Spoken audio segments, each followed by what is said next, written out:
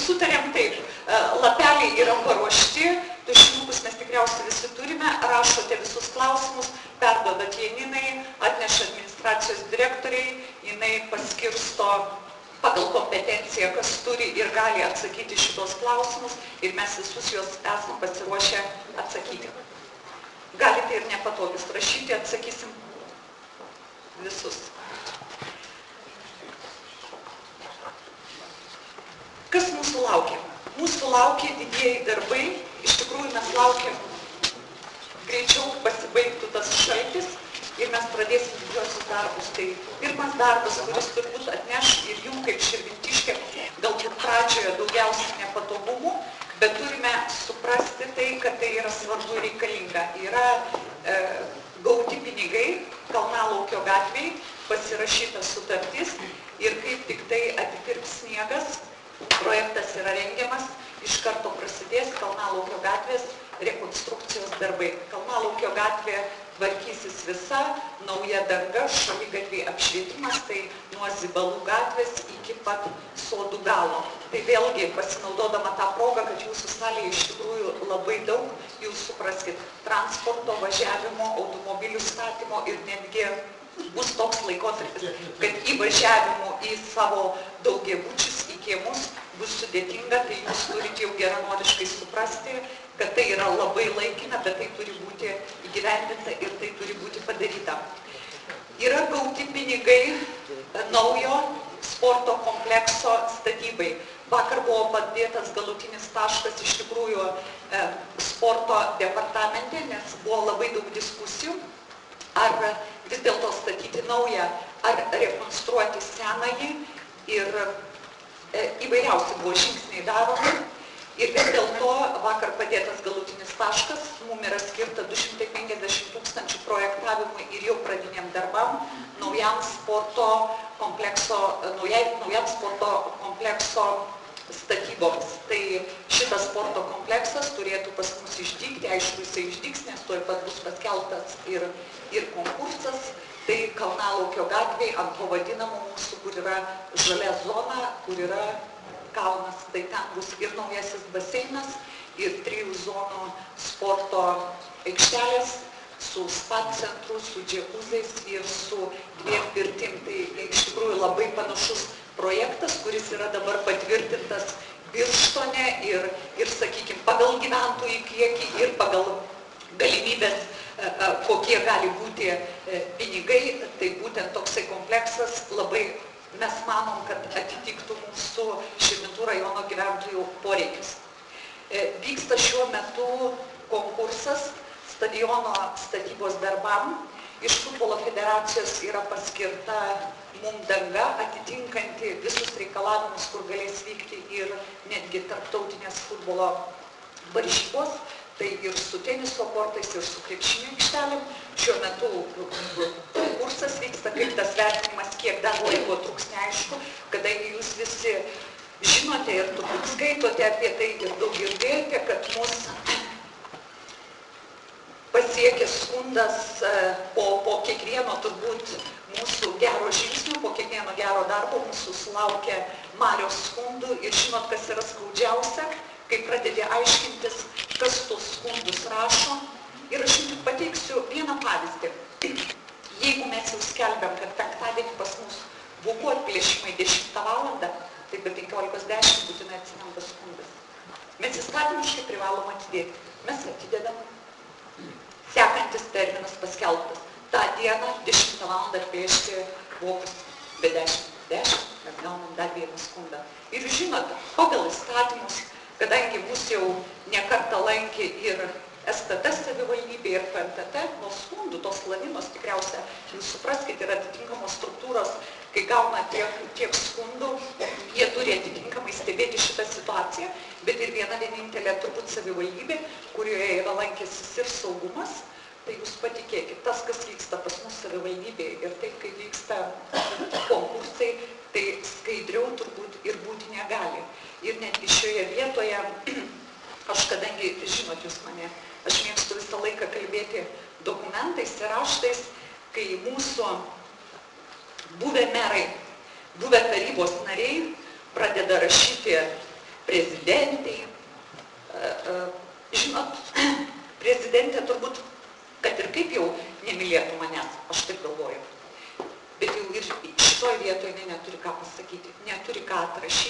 tokie mūsų buvusiem meram, kai jie rašo tokius skundus, kad mes darom tikrai gerus darbus ir juos darom žmonėm.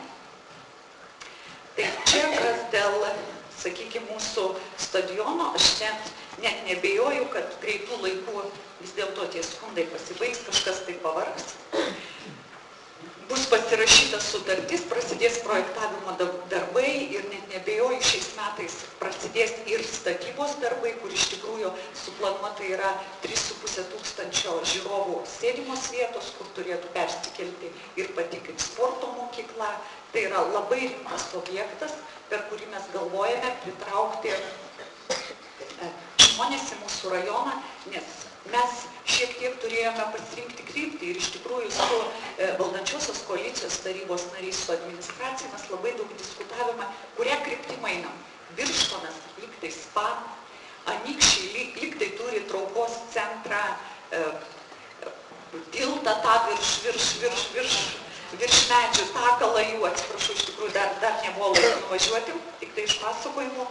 Turėjom kryptį pasirinkti ir mes galvojom, o kodėl mes negalėtume būti sveikos sportiškos Širvintos. Jeigu mes turim tokį patrauklų sporto kompleksą su spa, su baseinu, su pirtimis ir turime visus reikalavimus atitinkantį stadioną. Tai vadinasi kas? Vadinasi, pas mus važiuos sportininkai, mes turėsim jiems sąlygas suteikti sportuoti. Kai jie atvažiuoja sportuoti, jie atsiveža pinigus, nes už visą tai moka. Šiandien dienai tam, kad mūsų futbolininkai, sportininkai išvažiuotų, mokytųsi ir treniruotųsi atitinkamom sąlygom, mes kitom savivaldybėm mokam pinigus. Ir jūs žinote, kad Vilniuje yra keli stadionai ir ten nesutalpina tų sportininkų tiek, kiek reikia. Tai ir su plaukimo federacija mes esame su prezidentu kalbėjęs, su futbolo federacija iš vis puikūs santykiai. Jie sakė, tik statykit, tik darykit, sportininkų tikrai pas jūs netrūks. Ir vat užvakar buvo susitikimas su verslininkais, verslininkai sako, kurią kryptim, kaip eiti. Tai labai yra konkretu. Atsiradus tokiem objektam, mums iš karto reikalinga maitinimo įstaigos, apie ką mes mirgyvenį turim galvoti ir turi būti apgyvendinimas. Ko šiandien mums labiausiai trūksta. Vėlgi, mes pristatinėjom savo viziją, savo matymą ir futbolo federacijai, kur yra patys didžiausi pinigai, kurie galėtų ateiti į rajoną. Jie kalba apie tai, gerai stadioną turit atvežti sportininkus, o kurie gyvens. Ir šiek tiek pasimetė. Tai vat ir su Lelijos generalinė direktorė, kadangi jie šalia stadiono visai turi sklypą, mes tikrai esam atviromis rankomis, kad tik ateitų, projektuotų, statytų ir darytų. Ir aišku, automatiškai suprantama, kad iš to atsiranda darbo vietos ir vėlgi pinigai tai į mūsų rajoną. Šiuo metu yra paskelbtas konkursas projektavimui, tiltui per Marias ir Intos aikštei. Aš manau, kad šitas konkursas jau truputėlį greičiau įvyks, nes, kaip ir sakau, konkurentai, oponentai, ar tie žmonės, kurie nepripažįsta, kad ir per trumpą laiką galima padaryti labai daug darbų ir norint pinigų gauti, jų galima gauti. Vis dėlto šiem objektam mes pradinės lėšas jau turime ir tikiuosi, kad per porą mėnesių įvyks konkursas, per 4 mėnesius mes esame suplanavę, kad turi būti suprojektuotas tiltas per Marias ir Intos aikštė. Tai Intos aikštė, čia kur mūsų stovi skulptūra, tai turi būti labai patrauklus traukos centras, o tiltas reikalingas, tai vėlgi traukos centras, kadangi dabar vedam diskusiją su sporto entuziastais, kad esant tiltui, esant tokiam gražiam pliažui, mes vis dėlto tos sporto entuziastus pritraukti turim į savo, kad būtent čia Širvintų mariose atsidarytų sporto vasaros centras, kuriame, kaip aš visą laiką kalbėjau, kad žmonės ieško tokių vietų, tai vandens sportas, tai slidės, sakykime, jaunimui tai būtų laisvalaikis užimtumas ir vėlgi papildomas traukos centras, kur iš tikrųjų iš, sakykime, apskrities, bent jau mūsų sporto entuziastai tikrai važiuotų į mūsų šitą prieplauką. Iš Norfos pusės prie tilto planuojama prieplauka Jaunavedžiam. Kaip aš sakau, mūsų jaunimas visą laiką svajojo noriu apsivesti ir noriu meilės spynelę kažkur pakabinti. Čia tarp kitko Rimos Stepačio idėja buvo, nes iš tikrųjų jaunimas nori kažko tai palikti savo tos meilės dalelę. Tai šitą įlanką mes irgi, sakykime, savo vizijoje esam numatę ir tai viskas elementariai gyvendinama, nes pinigai kaip ir yra. Dar vienas iš rimtesnių objektų tai yra, kur buvo senieji gimdymo namai, prie senelių namų, kur yra gimdymo namai ten buvo, taip, žali tie mūsų mediniai, atsimenat, jie buvo atiduoti į privatizavimo fondą, aišku, niekas nenupirko, mes manome, kad šitą vietą reikia išnaudoti kitom reikmėm, mes iš turto fondo atsiėmėm ir pasiėmėm savo reikmėm ir šitoje vietoje turėtų atsirasti 5 aukščių daugiabutis, 24 būtų socialinis būstas.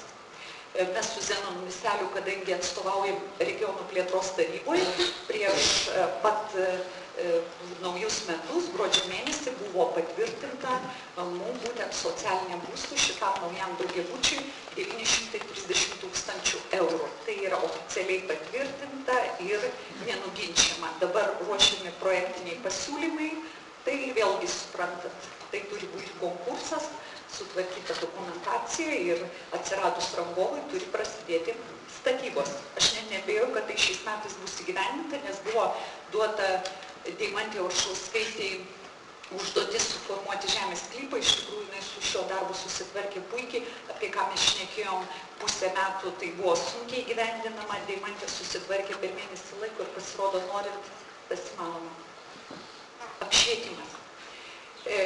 Norime pradžioje visam mieste pakeisti visą apšvietimą. Yra įvykęs konkursas, šiuo metu vyksta paraiškų vertinimas. Mūsų savivaldybė, mūsų teisininkai tikrina, atitinka, netitinka reikalavimus, tai jų reikalai, mes nesikišam, mums esmė, kad turi pasikeisti visiškai naujos lempos visame mieste, nes vienoje vienintelėje savivaldybėje Lietuvoje iš 60, kurioje dar yra gyvsidabrio lempa. Vyrai tai mane supras turbūt. Ką tai reiškia? Ir kaip pasikeis miesto lediniai šitie šviestuvai, aišku, natrio šviestuvai išvažiuos į kaimus, nes mūsų būtent ir valdančiosios koalicijos tikslas buvo ir programoje įrašyta, kad žmonėm apšviestimas turi būti ne 2 valandas iš ryto ir 2 valandas vakare, o ypatingai kaimuose, aišku, ir mieste šviesos turi degti visą parą žmonėm, tai yra dėl žmonių saugumo.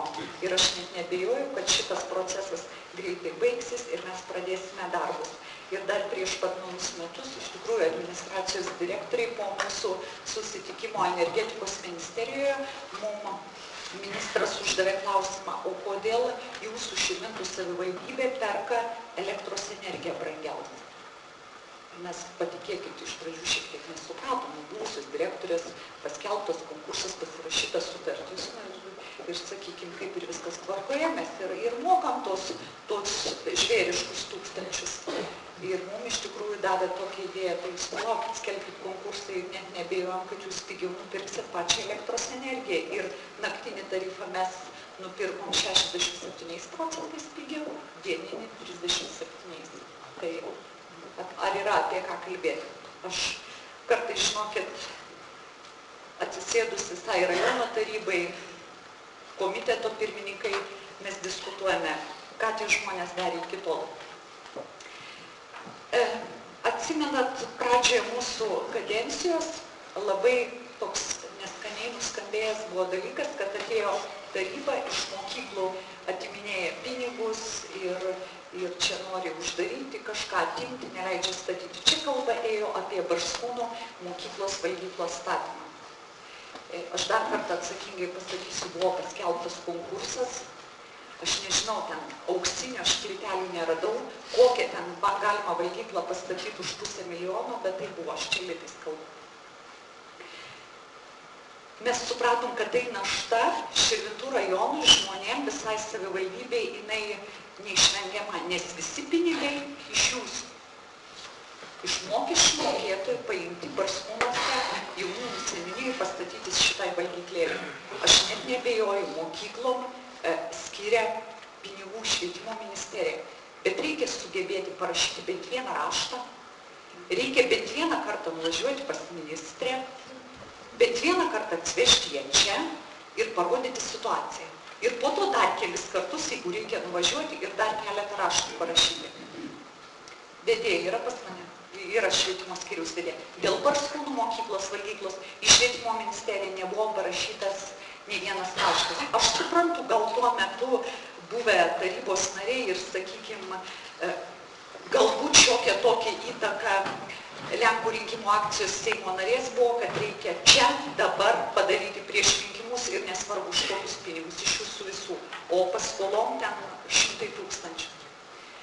Mes nutraukėm šitą sutartį, iš tikrųjų tarybos narius daug reikėjo jiem įrodyti, parodyti visus skaičius, kad jie patikėtų, kad šitas sprendimas reikalingas, nes galimybės yra kitos.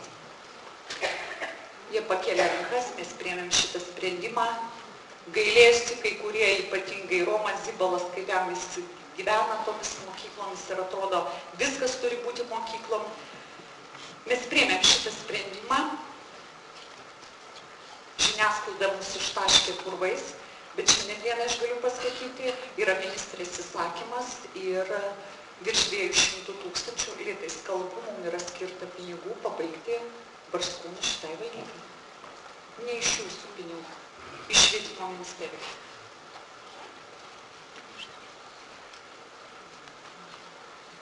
Kultūros centras, aš vadinu jį amžiaus turbūt projektų.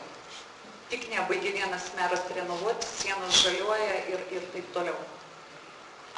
Jūs atsimenat, praeitais metais kultūros centrui buvo gautas finansavimas, bet jie nesugebėjo įsisavinti 1 000 000 litų.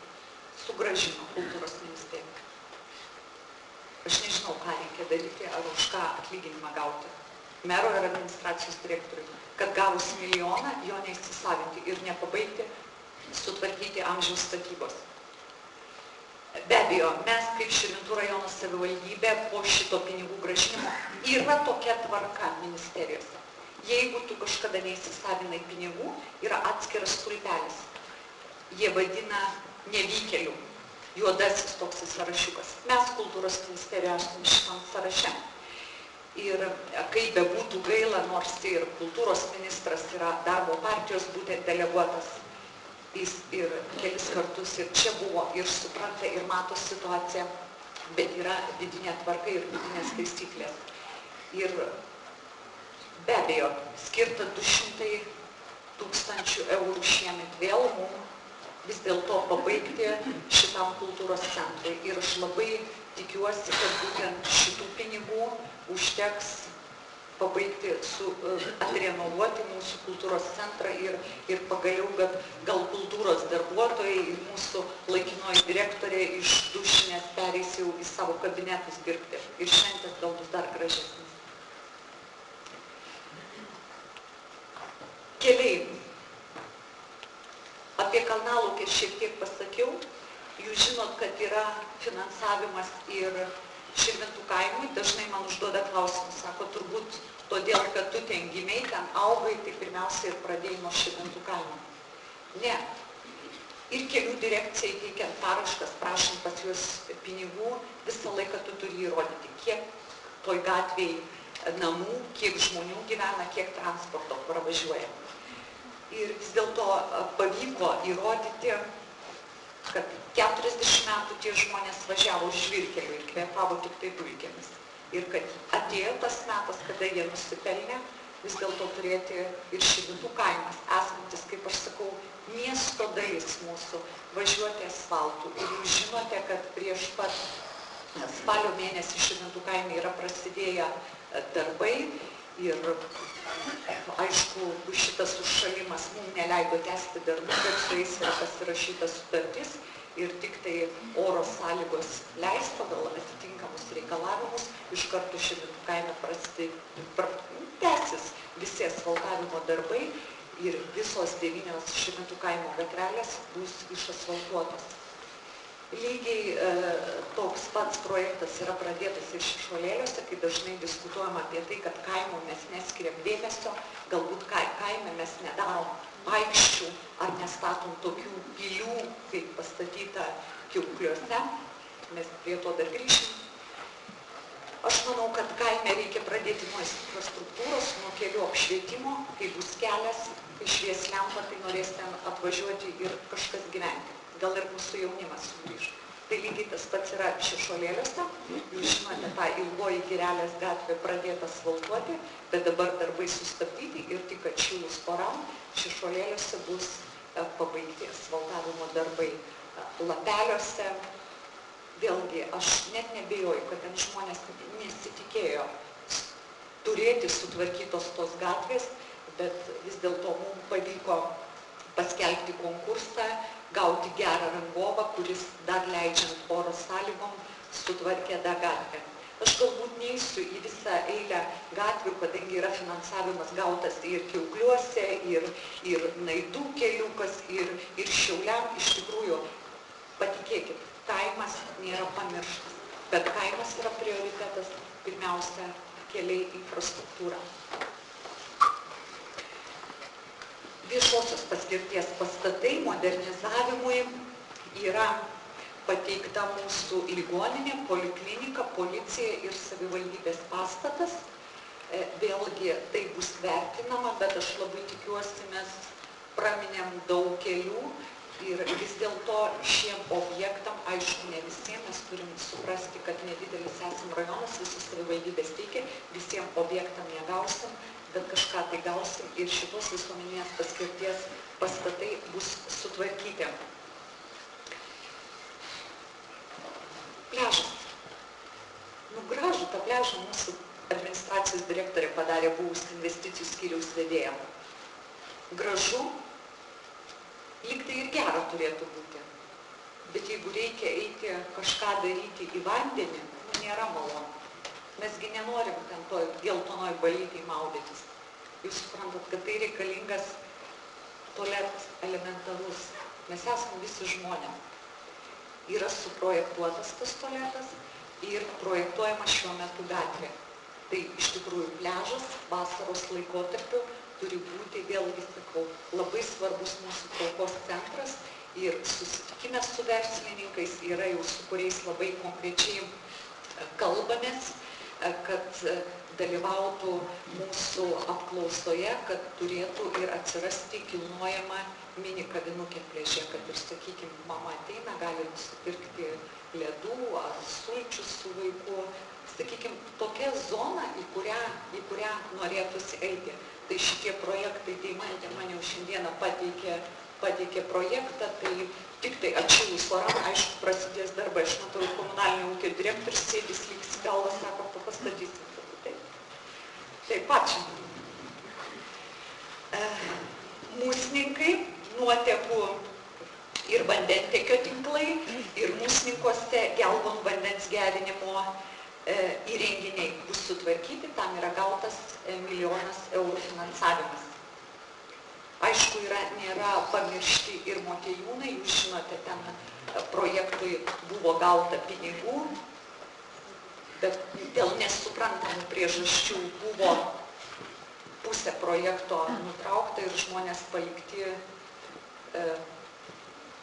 tokioj visiškoj nežinioj. Aišku, tai kainuos mums 3, 4, gal net 5 kartus daugiau, bet nuotekų tinklus žmonėm Motiejūnuose mes turėsim sutvarkyti. Kaip mes tą padarysim, tikrai įvardinti negalim, nes tai yra didelės papildomos lėšos, bet mūsninkai ir gelvonai bus sutvarkyti. Visuomeninė pirtis. Ir šilumos ūkio direktorius čia yra, kadangi buvo pakviesti visi įstaigų vadovai. Mes turime tokią idėją, kurią ir verslininkam užvakar pristatėm, kad vis dėlto mieste turėtų atsirasti visuomeninė pirtis. Jinai turėtų būti prie poliklinikos ir ligoninės, kur katilinės, tas geltonas katilinės pastatas, sakykime, ypatingai gera vieta ir žmonėm patogu ir vėlgi galėtume atlikti paslaugą ir mūsų socialiniam paslaugų centrui ir senelių namai, kur galėtų naudotis ir žmonės turintis, sakykime, negalę. Centrinė aikštė mūsų priešais savivaldybę. Kartais paklausia, o kur jūsų Širvintų miesto centrinė aikštė? Lyg priimtos, lyg pas visose savivaldybėse, lyg prieš savivaldybės turi būti. Tai irgi rengiamos sąlygos skelbti konkursui centrinės šitos mūsų aikštės projektavimui. Pinigų dalelę mes žinom, iš kur paimti. Jūs turite suprasti, kad mes turime ne visai jau pilną 4 metų kadenciją, belikę 3 su truputėliu, bet šituos darbus per šitą kadenciją įgyvendinti tikrai galime. Maxima dažnai gyventojai užduoda klausimą, Maxima stato ne Pinskuvienė, ne Baltušytė Četrauskienė ir ne tarybos nariai. Maxima stato jie patys ir statosi tą Maximą. Iš mūsų pusės turi būti, negali būti tik tai draudimų, stabdymų ar neleidimų. Aš nežinau, kodėl iki tol buvo tiek žmonėm trukdoma nusipirkę žemės sklypą. Jie už savo pinigus įrengė šviesoforą, apšvietimą ir Igno Šeiniaus gatvės pratesimą. Nes jų tas sklypas yra ilgas, tai Igno Šeiniaus gatvė prastės. Jie įrengė mums, savivaldybei, tai nekainuos nieko. Jie tą viską padaro. Kodėl jiem buvo stabdoma? Sakykime, pagalvokit patys, gal nei tas duris ėjo, gal per mažai atnešė. Čia aš pati tik tai savo kartais galvoju.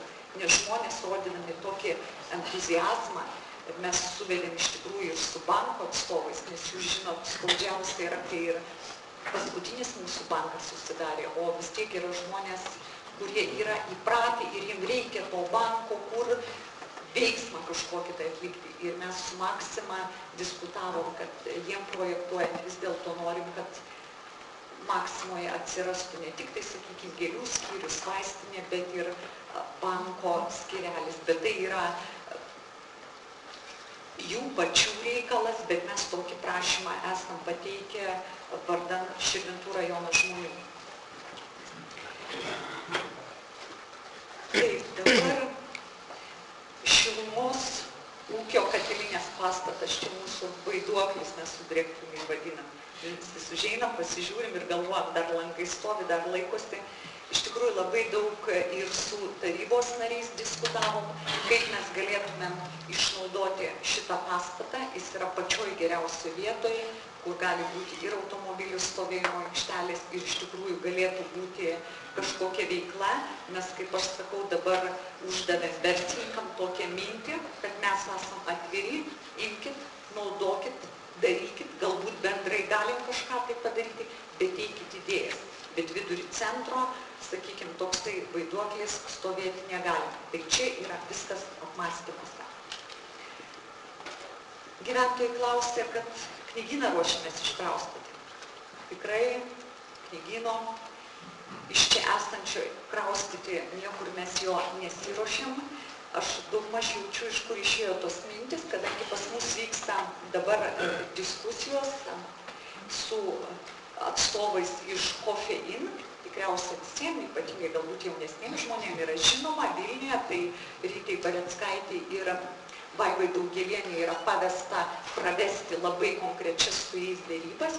Jie norėtų dalelės knygyno, kur galėtų būti vadinamas, kaip Vilniuje yra Coffee Inn, kur renkasi jaunimas, yra kompiuteriai, jie alkoholio tenais jokio nėra, bet jų pasibuvimo tokia, sakykime, zona, nes šiandien dienai jaunimui, bet šiandien dienai, šį savaitgalį mes absoliučiai neturim ką pasiūlyti.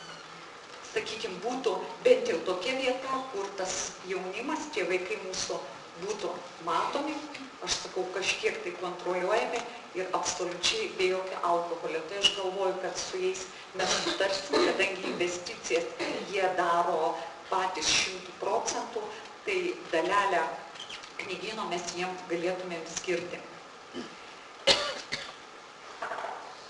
Čiobiškio dvaras. Čiobiškio dvaras dažnai buvo diskusijos, kuris čia savivaldybei priklauso, dar kažkam priklauso, ne. Iš turto fondo pirko viena Kauno verslininkė. Mes turėjom su administracijos direktorė su ją susitikimą, tai yra ypatingas žmogus, kuris įsigijo šį dvarą, jinai pateikė savo matymą, ką ten norėtų daryti. Aš tuo žmogum tikiu, ką jinai planuoja daryti, nes jinai Kaune įrodė, ką gali, jinai turi savo privačią verslo mokyklą, jinai turi Belgijoje verslo privačią savo mokyklą ir čia būtent šitam dvare jinai teikia europinį projektą gauti pinigam ir norėtų ruošti čia specialistus. Aišku, tai būtų su mokymo baze, su apgyvendinimu, su maitinimu, tai sakykime, Čiobiškėje vėl mes, Algi kažką, ar aš pati save girdžiu? Kažkas tai. Ačiū. Sakykime, vėlgi Čiobiškėje atsirastų atitinkamas traukos centras. Gelvonai, vakar su švietimo ministerijos kancleriu naujuoju diskutavome dėl Gelvonų. Dabar kancleriui yra duotas toksai pavedimas mokymo centram Vilniaus, kadangi Vilniuje, jūs žinote, patalpos yra brangios, sklypai yra brangus, viskas ten pas juos brangu, pas mus dar kol kas nebrangu, bet pamatysit, kadencija yra ateis laikas, kai čia pas mus bus brangu, aš apie žemę turiu omeny. Kad dalis ne verslo centro technikumo mokymų galėtų persikelti į Gelvonus, kur galėtų ruošti būtent pas mus specialistus, nes Gelvonai turi ir bendrabutį, ir apgyvendinti, kur turi, sakykime, tokia bazė mokymam galėtų būti. Aš labai tikiu naujojų kanclerių, jis be abejo vakar labai pasidžiaugė, kadangi jis yra liberalų sąjūdžio kaip ir sakykime, atstovas, jis labai pasidžiaugė, kad vis dėlto mūsų nauja valdančioji koalicija yra sudaryta iš naujų žmonių, iš šiek tiek kitaip mąstančių ir galinčių, norinčių atverti vis dėlto rajono duris ir užsiimti šiek tiek kitą veiklą. Ir praeitą laikotarpį buvo skirta labai daug pinigų infrastruktūrai. Mes kalbėjome apie meno mokyklą, vėlgi skaudus, opus mūsų klausimas. Meno mokykloje šiandien vaikai groja su pirštiniukais. Žinokit, pati buvau nuėjus ir pati tą mačiau. Ten temperatūra yra 11 laipsnių. Ir kancleris vakar uždavė tokį klausimą. O sako, tai palaukit, kodėl jūs praeitą laikotarpį, tada, kada būtent buvo pinigai skirti infrastruktūros gerinimui.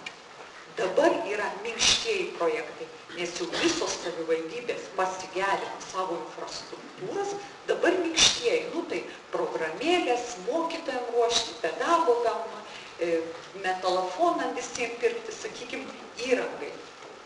O mes dar grįžtam prie mūsų pačių reikalingiausių dalykų. Tai suprantama, kad meno mokyklą turėsim galvoti ir tvarkyti būtent iš mūsų biudžeto pinigų, bet tai irgi bus skiriamas didžiulis dėmesys. Vaistinė. Dažnai užduoda gyventojų klausimą, poliklinikoje atsidariusi nauja vaistinė, Eurovaistinė, tai aš norėčiau, kad visiškai visiems aiškumas būtų. Šita UAB Širvintų vaistinė, tai buvo mūsų savivaldybės įmonė, kaip UAB komunalinis ūkis, UAB šilumos ūkis, tai buvo UAB vaistinė. Vaistinės nuostoliai, jeigu kas mane pataisykit tarybos nariai. Vaistinės nuostolis metai iš metų tęsis, aišku, ten buvo pastatyta sava direktorė, viskas ten buvo gerai ir skolos siekia apie 70 000 eurų. Lytais paversim. Neįmanoma jų sumažinti, neįmanoma jų panaikinti, nes ten nieks nieko neperka. Be abejo, eini į Eurovaistinę ir ten yra pigiau. Iš tikrųjų mes supratom, kad tai yra ne savivaldybės darbas pardavinėti vaistus. Ir mes, buvusiai direktoriai, suformulavom labai aiškią konkrečią užduotį. Išmokim tą vaistinę ir kas yra profesionalai šitos srity, tas tegu ir užsiima šituo darbu. Mums buvo atnešta krūva dokumentų ir pasakė, niekas nenori, niekam neįdomu, nieko nereikia. Kadangi jūs balsavot už mane ir už pokyčius, aš priversta buvau ją keisti. Atėjus naujai direktoriai, lygiai per 2 mėnesius buvo surasti įmonė, kuri prisijėmė visas skolas, mums padengė visas skolas, sutartį įtraukė, kad už 38 000 eurų atrenovuoja šitas patalpas ir mums dar nuomą moka 1500 eurų. Tai čia yra pinigų valdymas ir sako, mes nevogėm. Aš tikiu, gal nenueidavo į kasą, nepasimdavo, grinais taip nevogdavo. Bet kitu atveju, žvelgiant į tai, kai buvo elgiamasi su pinigais, aš suprantu, su svetimais visą laiką lengviau elgtis.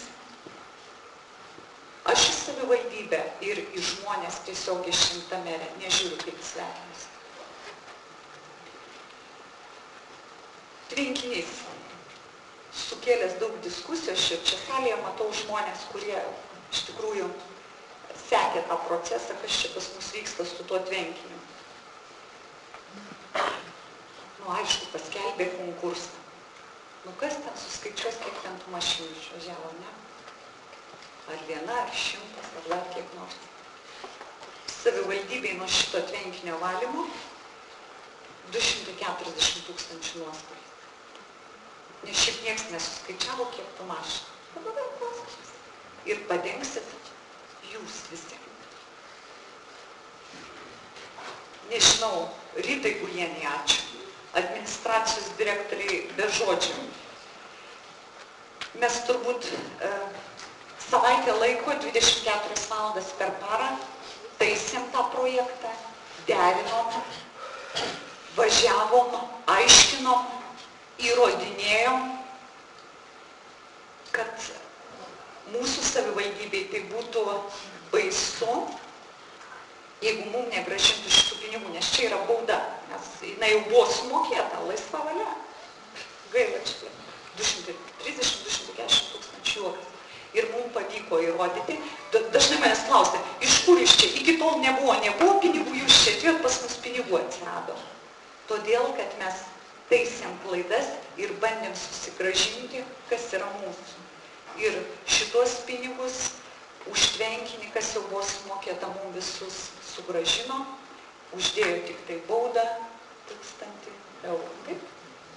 Nepilnai 1000 eurų. Tai, žinot, už tokius pinigus gali, nežinau, visą miestą čia naujai apšviesti.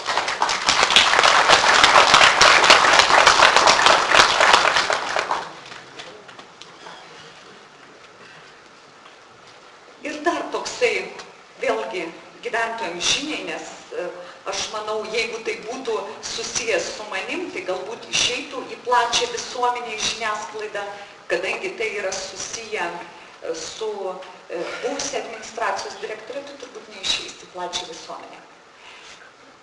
Apie 259 000 litais kalbu. Mes, aišku, kreipėmės į Lietuvos Respublikos generalinę prokuratūrą su rimtu ieškiniu, buvusiai direktoriai, nes mūsų žiniomis būtent iš socialinės reikmės pinigų buvo panaudota būtent šita suma privačios įmonės, kur čia yra užtvanka sienų padažymų. Kodėl mes savivaldybė socialiniam reikmėms skirtus pinigus investuojam kažkokiem Kauno uabam, nežinau. Aš labai tikiu ir tikrai to labai sieksiu, nes tai yra didelė suma pinigų, kad vis dėlto generalinė prokuratūra išsiaiškintų, kodėl ar už ką buvo iššvaistytos šitos lėšos. Ir labai tikiuosi, kad vis dėlto mums pavyks jas susigrąžinti.